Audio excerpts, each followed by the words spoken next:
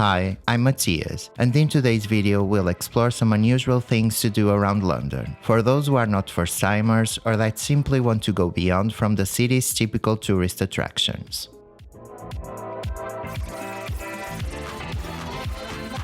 The biggest Hindu temple outside India, commonly known as the Nisdan Temple, is located in the northwest part of the city. As you approach the complex, its impressive gate is the perfect entrance to the otherworldly, majestic and peaceful territory we're about to discover. Entirely funded by the Hindu community and following ancient techniques, it's an artistic and technical triumph. And the mandir, the art of it, is entirely made of stone, with pyramidal spires and domes of different sizes. The flapping red and white flags announce the presence of the sovereign deity in the mandir, the house of God. The entire complex is embellished with delicate figures and intricate carvings with traditional Hindu motifs, including the Avali, a wooden structure filled with geometric shapes and stylized creatures in its balconies, windows and verandas. Inside you'll be in awe of all the holy beings, the several shrines, and their stunning and colorful deities within altars. Another place to be taken away from the concrete jungle is the Sky Garden, London's highest public garden, located in the unusual shaped building, the Walkie Talkie. Hyde Park's tropical little cousin has 3 terraces bursting with luscious greenery, mainly from the Mediterranean and South Africa. The perfect environment for you to relax, have a drink, or even have a delicious meal in its restaurant. In here you can appreciate the city from every angle, as it offers you gorgeous views across the Thames and some of the capital's most iconic buildings and monuments like the Tower Bridge, St. Paul's Cathedral, the London Eye, the Shard, and many others. Sky Garden is free of charge and it's one of London's most sought-after attractions, so be sure to grab your ticket online. Already impressive from the lovely train station, the magnificent Windsor Castle is the oldest and largest working castle in the world.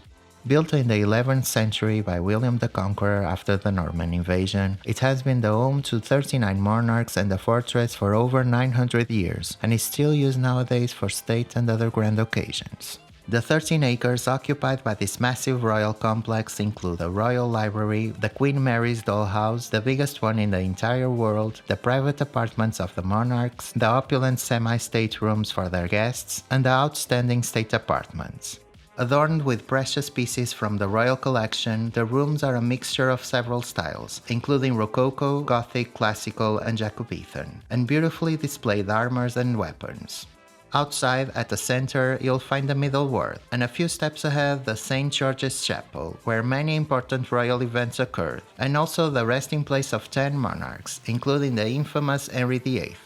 Make sure to explore the charming streets surrounding the castle, filled with shops selling all kinds of British memorabilia, family crests and royalty-related items, and also lovely cafes serving traditional tea. You may associate canals with cities like Venice and Amsterdam, yet London is another city with sensational and absolutely unmissable ones.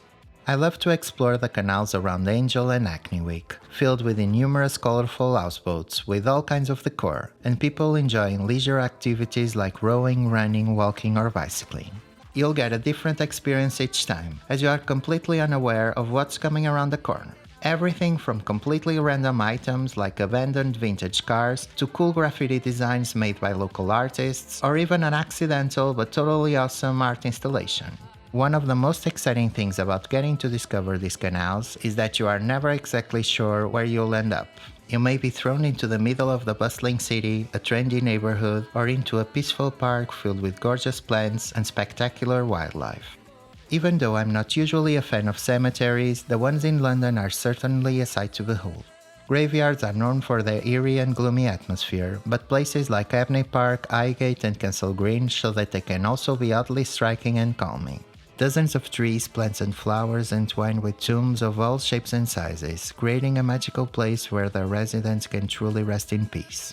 The different birds tweet while you pass by old chapels, magnificent mausoleums and angelic statues, a unique landscape that makes London's cemeteries some of the most outstanding in the entire world. Okay, I might be cheating on the last one, but I couldn't possibly leave it out of our list. I'm sure you've seen a lot of museums in your lifetime, but the Victoria and Albert is the greatest decorative and design museum in the entire world, and one of the biggest overall, displaying more than 2 million items from all continents. Its sculpture collection is particularly impressive, with more than 20,000 pieces from all major art periods, and it has the biggest Italian Renaissance gathering outside Italy. The sensational cast course area is definitely unmatched, filled with hundreds of iconic replicas, including the pulpit from the Cathedral of Pisa, Michelangelo's David, undoubtedly one of the most famous statues in the world, and the colossal Trajan's column, so massive that had to be divided in two. The Asian section reflects perfectly the beauty and complexity of this continent, with lots of religious statues, textiles, woodblock prints, clothing, and other traditional items.